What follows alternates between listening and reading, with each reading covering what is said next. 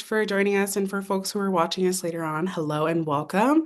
My name is Carla and I'm with Spark the Change, previously Spark the Change Colorado with our mental wellness program. And so I support all of our Denver-based initiatives, and Dawn is actually one of our wonderful volunteers on the team. I have a background in clinical psychology and we do a lot of community support with organizations like A Little Help to make sure that folks are getting accessible care when they need it and how they need it. So I'll let Dawn introduce herself. Hi, I'm happy to be here with everybody. Um, my background is in social work, and as Carla said, I'm a volunteer with Sparks Mental Wellness Program. I currently work in supported employment, and I'm very passionate about mental health and community development and mental health advocacy. Great. Thanks. Super grateful to have Dawn join us. And like Tanya mentioned, the holidays can be a bag of mixed feelings, right? We have a lot of joy in coming back with family, and then some challenges sometimes with losing family members and loved ones, and a lot of changes that we go throughout the year. So we thought it'd be helpful to connect today about, how we can support ourselves in building resilience and stress management, and above all, self-care. So in just a second, I will be sharing a presentation. And like Tanya said, if anyone has questions or comments or concerns, feel free to pop them in the chat. I'm happy. Tanya, feel free to interrupt me. And Dawn as we go through, and we're happy to do that. So Dawn, can you give me a thumbs up if you see the presentation okay? You got it? Yep. Okay, great. So building resilience, stress management, and self-care.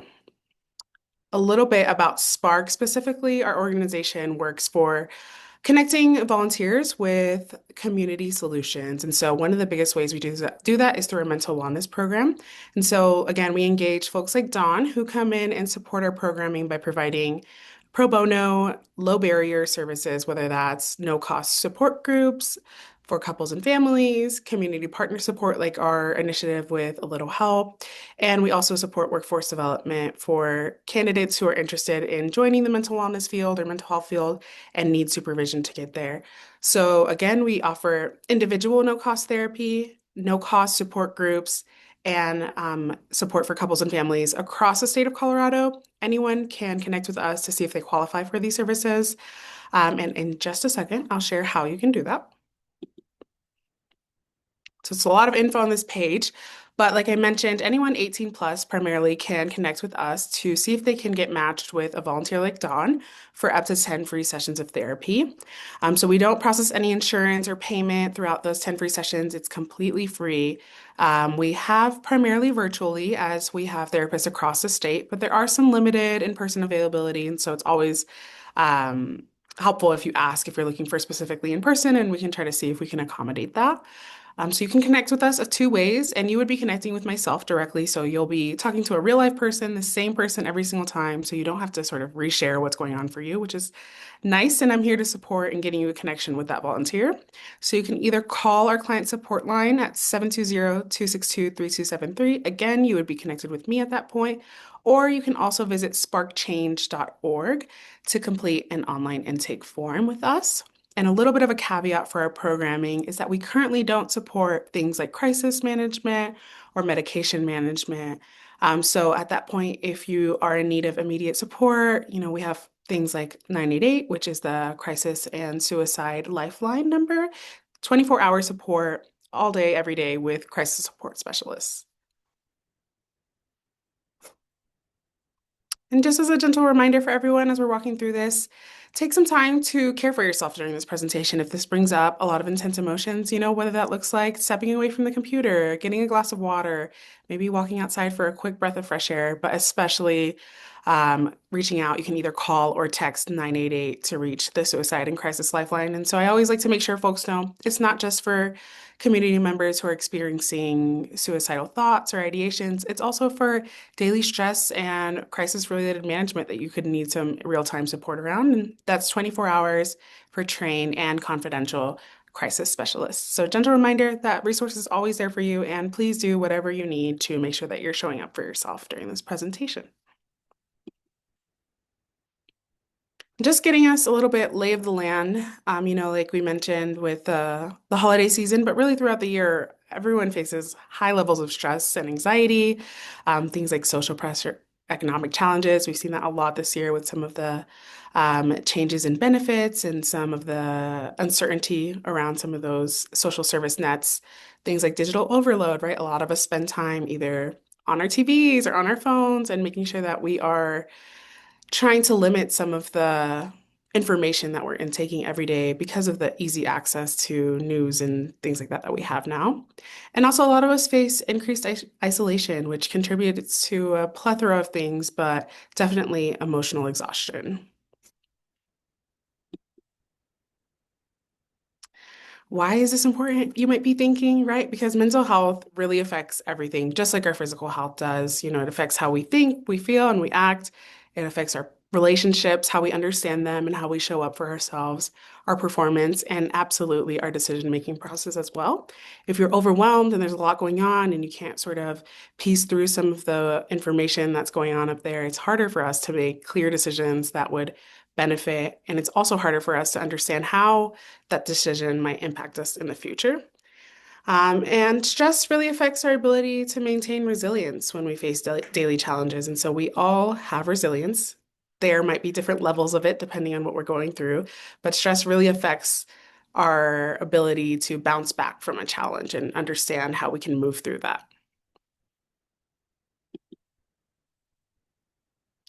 And this was a study with national self-reports for adults aged 60 to 90 around sort of their current self-reported stress levels. And so we see 30% reported high stress levels, 40% reported low stress levels, and the other 30 with moderate stress levels. And again, some of this could be economic challenges, isolation, burnout, and just general disconnect from the environment around us. And it notes here that stress generally declines with age as folks retire or move away from some of the full-time employment or part-time engagement in community, but not to say for everyone, right? We have folks across the board that are volunteering, and that might create some stress. They're doing a lot of things in community still, so not generally, or not always is it generally declining, but for most folks, it typically does. And I think we all have sometimes misconceptions with stress. Like we all think it's this very negative thing. It's something that we should completely avoid at all times. And that's not necessarily true. Stress is really our body's alarm system and it tries to keep us safe at all times, right? So it's helpful to not look at it as good or bad, but simply information for how we're processing the moment and the world around us. And so it's really context dependent on what you might be going through. It might be helpful activation in one point, again, to keep you safe, but it can be harmful if it's intense, prolonged, or unsupported stress. So just conceptualizing it, I think we hear a lot like that fight, flight, or freeze system, right? So when we're activated, that's that fight or flight. Our nervous system is preparing us to either leave the situation or fight against what's happening in that moment. And then once we move through that, our recovery is like the rest and digest. Our nervous system is telling us, okay, we've moved through that really difficult situation. We're safe now. Let's take a deep breath and restart. And so we all have sort of this window of tolerance. It's just context dependent, depends on each person. But we all have like this optimal window that we should aim for when we're talking about stress, right? Not healthy stress, but optimal stress can help us think clearly, act effectively, make good decisions. And increased unsupported stress really narrows that window of tolerance. Whereas if you have support, whether that's a therapist, a family, a friend, a volunteer who supports you, right, that really widens that window of tolerance.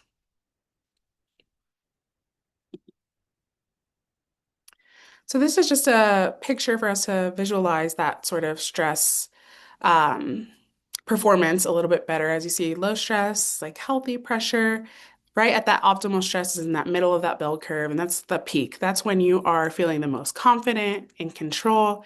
Maybe you're feeling really productive. A lot of folks, when they are in the optimal stress, say that they like enter a state of flow where things are really just going well for them and they're able to focus and feel energized in that moment. And you'll see down here, you could say things like, I'm really in the zone, right? Like this is feeling well. I feel well adjusted to what's happening in the moment. But for a lot of us, we start to come into this red area where there's a lot of high stress going on. It's overwhelming pressure. And when you're in that, it's hard for you to think clearly. It's hard to make decisions. It's hard to manage relationships around you. You might feel overwhelmed, even making most of the simplest decisions that you need to make in daily life. And so there's where we start to see things like distraction, fatigue, overwhelm. And if we go in the too high, it's exhaustion, anxiety, and burnout, right? And we feel like I can't take this anymore. I can't add one more thing to my plate because I can't navigate what's going on for me right now. So it's helpful for us to understand individually when we are here, what's going on for us. We might be a little bit bored, feeling unchallenged, wanting more to do with our daily lives. And then when we get to this optimal level, take a sort of mental checklist for ourselves. How are we feeling? What is it about the activity, the environment, the thing that makes us feel like we're in peak performance, right? And how can we lean in to make sure that we can come back to the peak if we're starting to get into that high stress area? So maybe it is taking note, right? Like I am currently in the state where I'm starting to have some negative self-talk where I'm like, I can't do this, or I have no way to get out of this situation, or I feel very anxious and disconnected from other people. That's the time to start thinking, okay, I remember the time when I was volunteering with a little help or spark, and I felt really connected to the community and I felt confident and I knew that I had skills to bring to the table. How can I go back to that? So it's important to think about our negative self-talk and how that's informing ways to get back. So again, a little bit more about understanding stress. Again, moderate stress can support your focus, overall mood levels. You can feel more stable and supporting yourself through daily life challenges. And high stress for prolonged periods of time can cause fatigue, headaches, increased risk of heart disease, gastrointestinal issues, and a lot more challenges that we don't think of that manifest themselves physically that we might not know is because of high stress that we're experiencing. And so here's how we sort of are connected when we are going through high stress. First, mentally, you might have racing thoughts. Your mind might be stuck on this negative feedback loop, right? Like, this is hard for me right now. I can't get through this. I'm not going to find a way out. And then your mind sort of races in that way. You might have trouble sleeping, either going to sleep, staying asleep. Some folks have reoccurring nightmares. And again, increased negative self-talk can happen here. Physically, it can be things like increased heart rate. You might have really sweaty palms or cold palms. Your muscles might be really tense. You find yourself clenching your jaw, and your teeth are grinding at night, maybe as you're sleeping. Again, trouble sleeping or headaches. Sometimes folks report migraines when they're experiencing high stress in that moment too. And emotionally, again, we can feel overwhelmed, really easily irritated with things that you feel like you have managed alone well in the past. Maybe you're feeling really sad or anxious, again, feeling like decisions are harder for you to make at this point. And action-wise, that can manifest as avoiding people, avoiding situations, avoiding environments, because there's already so much overstimulation happening for you that you're like, I cannot engage with one more thing because I can barely work through what I'm going through right now. Can change eating habits, right? A lot of folks, when they're stressed, when I'm stressed, I am snacking all day long. And then I realize, oh, I haven't eaten a real meal all day. And that's when I know, okay, I got to start checking into myself because I'm seeing this pattern happening. Or maybe folks eat less, they're just not hungry. They feel nauseous, like they can't keep food down. That could also potentially be attributed to stress. And restlessness, right? If you find yourself sitting, maybe you are coloring or doing an activity and your leg and your hands are moving in ways that typically aren't happening for you, this might be another response to high stress.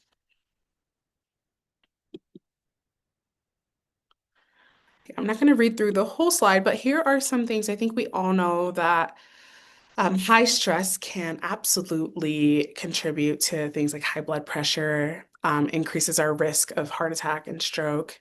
It definitely changes the way that our body processes insulin and can potentially contribute to things like type 2 diabetes. There are also immune responses that happen when we're in a high stress area, right? It might be harder for our bodies to send the signals to be able to help with wound healing. You might have like joint pain or things that aren't usual for you unless you're in a high stress situation. And again, there's a lot of GI things that can happen for folks with chronic stress. Typically can manifest like something like IBS. Appetite changes for sure happen. And then tension headaches happen a lot for folks. Again, a lot of people report migraines happening that they haven't historically had challenges with in the past. So that might be a sign of stress happening for us. And overall, stress keeps cortisol, which again, there's like a healthy level of cortisol that we all have when we're in peak performance. But once we go past that, then it can lead to things like inflammation, and really just strains all of our body systems over time if we don't keep our stress in check.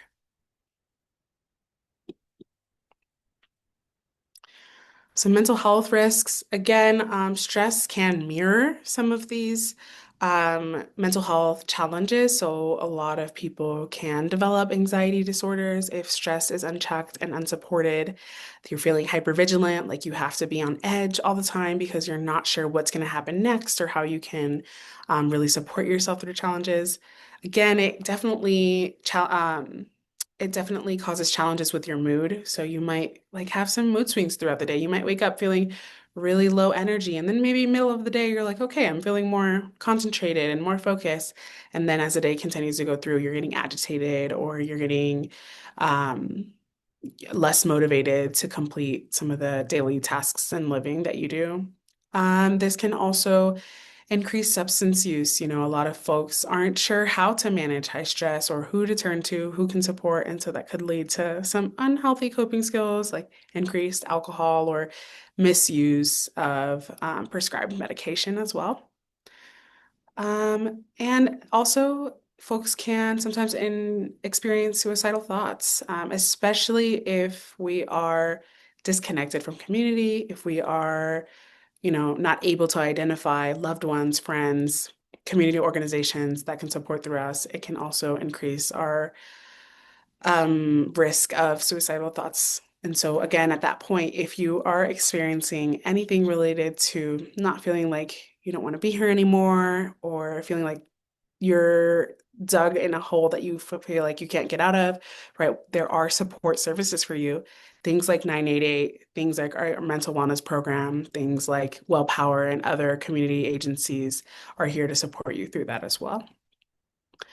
And so, again, just a recap, ongoing stress really dysregulates our cortisol, our sleep, and threats our systems, mood, and thinking and coping over time, right? We start to um, disengage with some of the previous healthy coping mechanisms that we have been accustomed to lean into when we are going through challenges.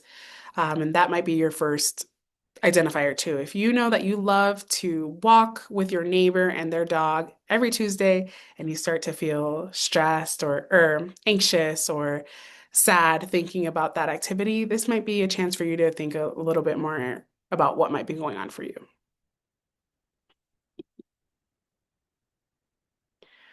And so the goal isn't zero stress. That is definitely not attainable, but it is for us to have that quick and reliable break and quick reset system, right? So if we're in fight or flight, our bodies are able to safely maintain that sort of rest and digest after that experience has passed. And so we all go through this cycle. And so what happens is there's a trigger, right? Something stressful happens in your life. So your body immediately starts preparing to deal with that. And so whether that's thoughts physically, right? Maybe your heart rate is increased because your body is ready to take action. When you have that action, whatever it looks like, you sort of handle the situation. And then to complete the stress cycle, we're supposed to go into recovery. Again, that's that rest and digest. Our GI, all of our systems are coming back to a normal state for us. And it's our bodies and our minds telling us, okay, take a deep breath. You're safe now. The threat has passed. But although we have this stress cycle, we're not always completing it. And our bodies are often skipping that fourth step in recovery. And so we're staying in high alert, which is where we start to see things like hypervigilance, trouble sleeping, changes in appetite and mood. because we are stuck in that high alert and our body's not sure how to get back to that recovery space.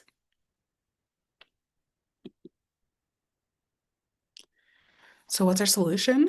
Right? Again, we can't avoid stress. We can't avoid high stress, unfortunately, but we can learn to individually complete our stress cycle, whether that's through breathing or movement, and especially self-care, which I think self-care has become this huge buzzword, and we like to think of it as extravagant things that we do for ourselves, a spa day or a haircut or whatever it looks like. But truly, true supportive self-care looks like everyday things that you can do for yourself to check in with your mental state, your emotional state, and making sure that you're in a place of stability.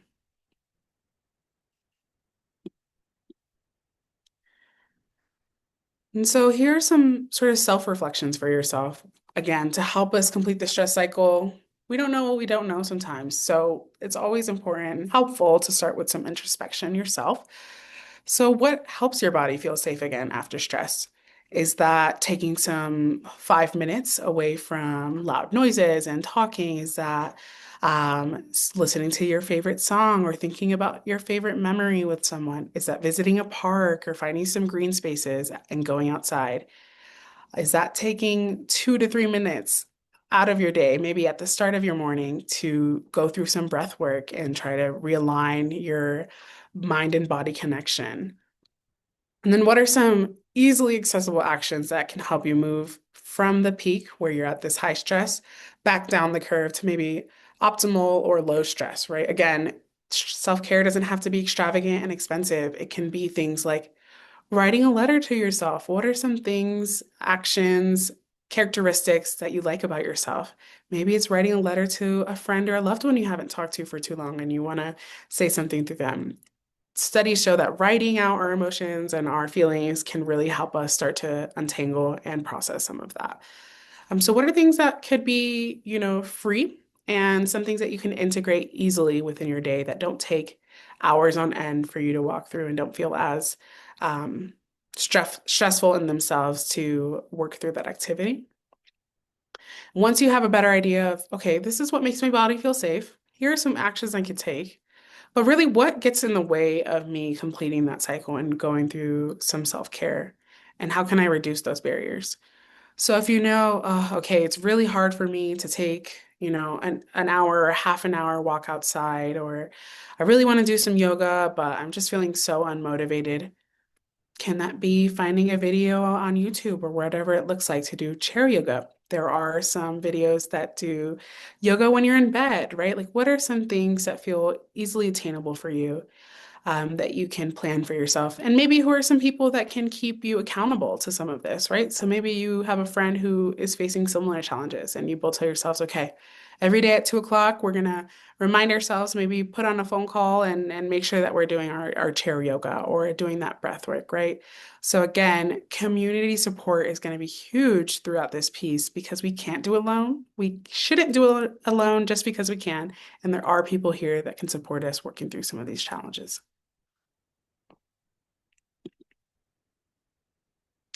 Now, Dawn is going to walk us through a series of ways for us to recover from that stress and complete that stress cycle.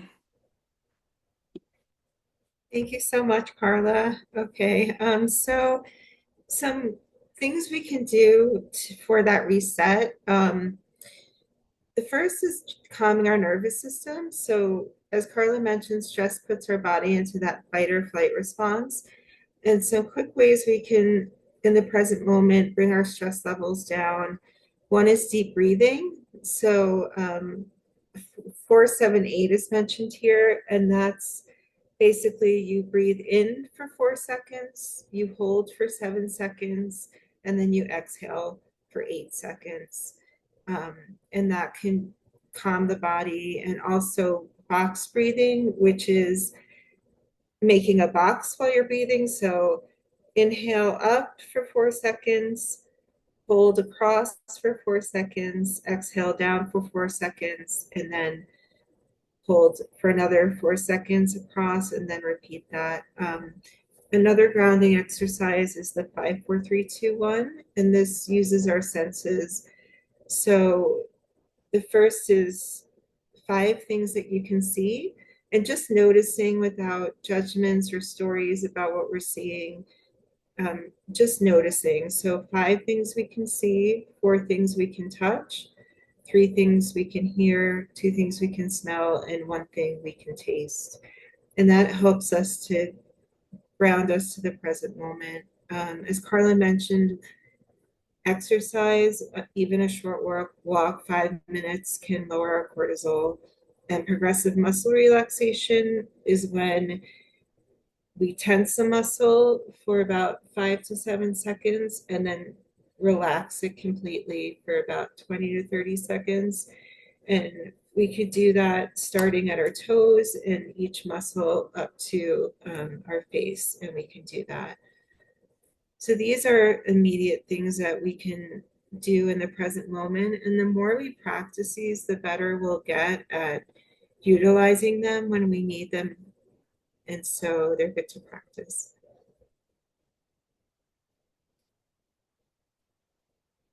And another thing is giving our body what it needs. And Carla mentioned this earlier to sleep, um, trying to prioritize sleep, even if it's for a few nights in a row.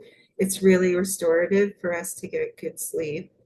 Nutrition, eating healthy, protein, enough water, making sure we're getting enough water, reducing caffeine or alcohol, and again, movement. It's good to do gentle movement when we're recovering from stress. Some examples are stretching or yoga, walking, or like cardio.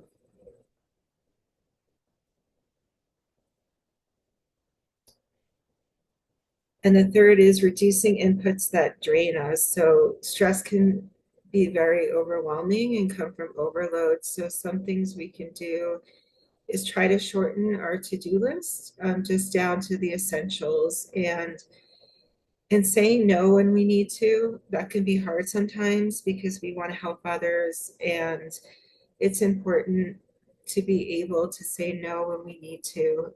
And even decluttering our environment can help us feel like we have more mental space.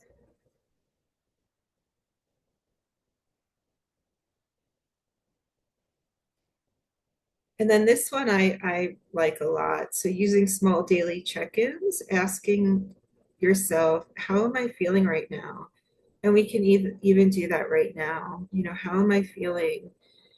And who can I connect with if I need to? Um, and what do I need in this moment? And what's one small thing that would help me in this moment to have what I need? And this could really help with awareness, and um, having awareness can help us then deal with what we're feeling, and it can prevent stress from stacking up by practicing this.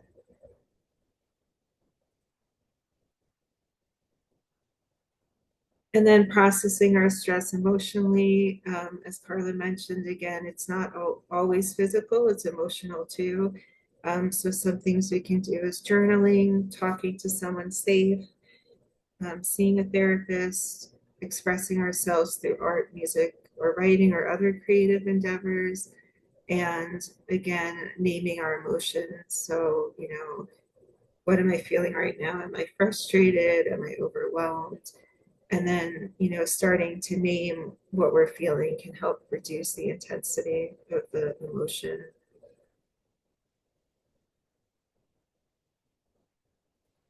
And then rebuilding a sense of control. So sometimes when we have a lot going on, we can feel kind of powerless over what's happening. So just some small things we can do to try to regain a sense of control could be, if we have a lot of tasks, maybe breaking them down into tiny steps, and even doing a small step is an accomplishment. It can help us to feel better and more in control.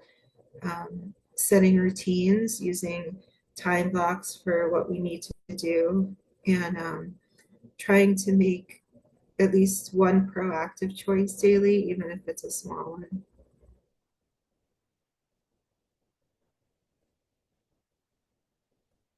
And then some ways to create stress buffers. These are habits that can protect us from stress long term, and that would be regular exercise, consistent sleep, supportive relationships, making sure we have alone time that we need, hobbies that help us relax, and again, mindfulness or breathing practices.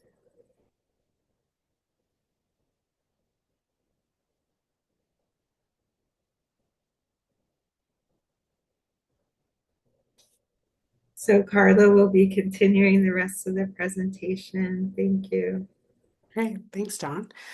Well, now that Dawn took us through some of those things that we could do to make sure that we're completing that recovery stress cycle, hopefully you saw most, if not all of them, were free, were accessible, and things that you could do with other people in community. So you're not sort of carrying the burden of navigating this all by yourself as well. And so once you start to like get a better picture of maybe some activities, also again, Don mentioned it, I will continue to mention it, but it's really helpful for us to do sort of touch points and introspection with ourselves around a moment in time read, right? So what is going on for me currently in this moment? And so Don also mentioned, right, like when we're doing the 5, 4, 3, 2, 1 exercise around engaging our senses and grounding in the moment to not try to cast judgment around what we're seeing or what we're hearing in the moment, but really just acknowledging that that is what's going on. And so here, try to skip, viewing this as positive or negative, but really just using it as data for ourselves and a baseline for our learning and progress. And so there are tons of great checklists out there.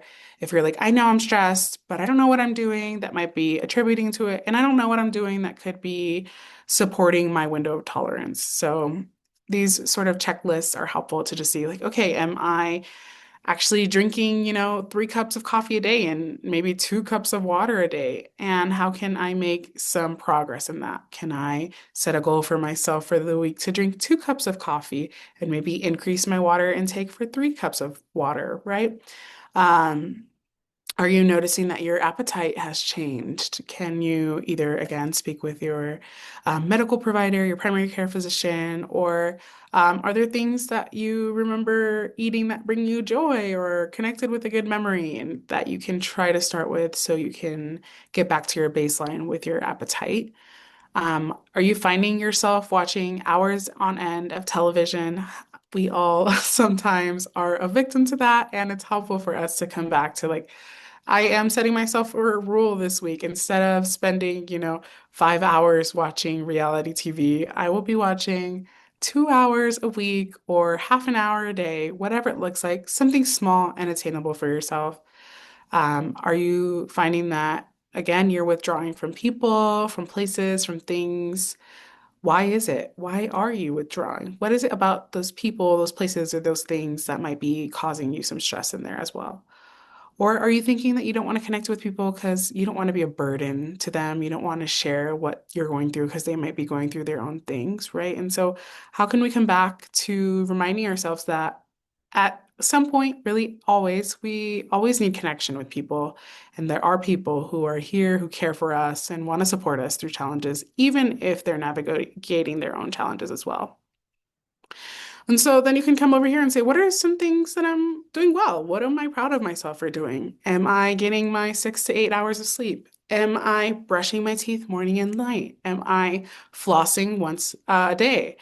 Am I finding some time to build joy and be playful? What are some things that make me feel playful and bring us some childlike joy again? Is that coloring? Is that something with arts and crafts? Maybe it's a word search, whatever it looks like. And the huge thing is, right, our thoughts sort of set the tone for our day. So are we engaging in a lot of negative self-talk? And how can we come back to going from a strength to a strength-based approach and realizing our skills and the characteristics that we enjoy about ourselves. So there's a ton of self-checklists that I would recommend folks to do to just get that like in-time read for what might be going on for you. And here's sort of a self-care wheel. It's half because it's a little bit hard to read when you put the whole thing up, but there are some categories that we should be making sure that we're doing daily or if not weekly things within our environment. So physically, Dawn mentioned, especially when you're going through high stress, making sure that you are engaging in low impact work at first. So that could be, a brisk walk outside. That could be low impact cardio, it can be yoga, some stretching, whatever it looks like. Are you eating healthy? Are you making sure that you're taking your medication as prescribed by your primary care physician?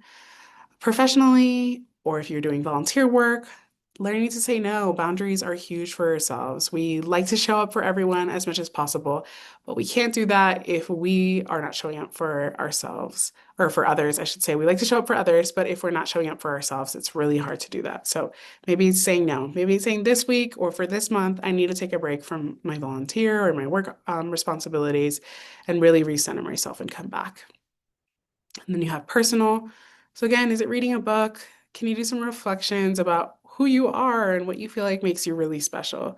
Maybe it's learning a new skill, a new language, or spending time with family, friends, or loved ones. And then to sort of complete our self-care wheel, we also have psychological, right? So maybe it's reaching out for an individual therapist for the first time, or maybe it's just asking for more information about what therapy could look like, what that process is for each person. Maybe it's joining a support group because you realize you've been through a situation that a lot of other people have, and there are tons of free support groups across the state of Colorado. So I'd always recommend folks to do that. They're very great ways to maintain connection and community. And again, you'll have people in that sort of circle that are able to relate and be compassionate with some of the things that you're going through. Emotionally, can you, again, decrease that negative self-talk that we engage in? Can you make sure you're not repressing your emotions if you're in the moment and you're like, I really want to cry right now, but I am used to being able to emotionally block that out, or, um, I'm not used to expressing things in that way. Can you take 5 minutes for yourself to cry it out for a second, right? Crying is actually super helpful for our bodies to release that. Again, helpful for that mind and body connection, exploring a hobby, and especially that community engagement. And then a lot of folks practice spirituality in their practice, in their self-care activities as well. So maybe it's a volunteer position that you've always wanted to do and you didn't know how, you don't know where to start. Maybe it's calling that agency and seeing how. Practicing forgiveness for ourselves and for others. And if you're spiritual, maybe it's finding and connecting with a spiritual community. And especially above all, spending time in nature. I think Colorado has some great access to green spaces if you're able to, and it's always nice to just be outside, remind ourselves to be present in what's going on in our environment. And dancing, singing, anything like that that you feel like brings you joy can be throughout the day if that's something that you feel like would be helpful. Once you've maybe done that checklist for yourself, you understand where you are in the moment, what you're doing, so you're doing well for yourself, maybe some things for improvement, then it's helpful for sort of accountability for ourselves to create some sort of self-care plan. It doesn't have to be this one. There are tons of great templates and outlines out there for ourselves. But again, a lot of folks in the mental health field think of wellness as a sort of mind, body, and spirit connection. So, what are things that you can put for yourself? Small, attainable goals, and making sure that we're using our resources. So, if you want to volunteer and you don't know how, you don't know where, maybe that's connecting with a little help and saying, hey, I have this interest, I have the skills, and I'm looking for support. So, how can I get connected with that? Body could be, I am going to set a goal for myself to spend 2 minutes doing some sort of breath work. Breath work is actually the easiest, quickest way for us to bring that stress down, and get reconnected with what we're experiencing internally.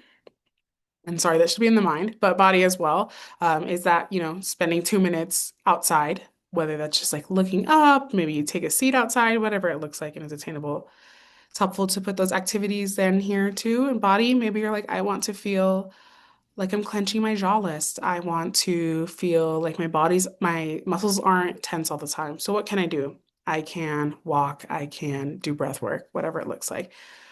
For your mind, maybe your goal is I want to be able to make decisions and not feel overwhelmed with them. So, what are some activities I can do for myself? If I'm finding that, maybe it's phoning a friend, maybe it's creating a decision-making um, map for yourself, right? So, what are some pros and cons and adding those activities here? And then spirit, again, if you are spiritual, maybe you're like, I want to reconnect with a spiritual community that supports a lot of the things that are well for me. And so that activity could be like, maybe I'm going to schedule an info session with a spiritual leader, or maybe I'll schedule an info session with a volunteer organization to see how I can support their mission. And always reminding ourselves of what supports are out there. Is it a little help? Is it our mental wellness program? Is it your church or spiritual guidance, whatever it looks like, but really making sure that we're taking note of our supports and utilizing them because that is exactly what they're here for. Not only for when we're going through a challenging situation, but also to make sure that we keep joy and wellness in our life as well. So always making sure that we're coming back to that support is helpful. And so, just a reminder, again, a lot of us love to show up for others, but it's important to take a pause, give ourselves that same compassion that we're offering so kindly to others. Check in with what you feel like is nourishing you, bringing you joy and wellness, and make a gentle commitment to yourself for self-care. You deserve it, and you deserve to show up for yourself. So, how can you make sure that you are practicing that self-care daily or throughout your week so you can show up for others and show up for yourself in the best way possible? Here's some resources for if you're like, okay, this was great, but I want to connect with someone because I don't know where to start with any of this. Even with the guidelines and checklists and all of this, it's still really overwhelming for me. I mentioned it early in the presentation, but 24-hour support always, no cost, and completely confidential. You can always call or text 988, not just for if you are experiencing suicidal ideations or thoughts, although absolutely, but it can be for general crisis management, or if you're just having a really tough time and you just need someone to talk to in the moment, you are always able to call or text 988. And then if you're like, I think I want to start my individual counseling journey and I have a lot of barriers to getting that, you can always give Sparks Mental Wellness Program, which is me again, you'd be connecting with me, a call at 720-262-3273. And then at that point, we would just have a conversation. What's going on for you? What does wellness look like for you? How do you want to get there? And how can we connect you with a therapist that can support you with that? And then if you have other questions, needs for wellness services, right? We know that things like housing and food security absolutely impact our mental wellness as well. 211 is always a great resource for resource support for whatever it looks like, and they're always happy and it's free as well. And so that's the end of our presentation. If anyone has any questions, thoughts, concerns,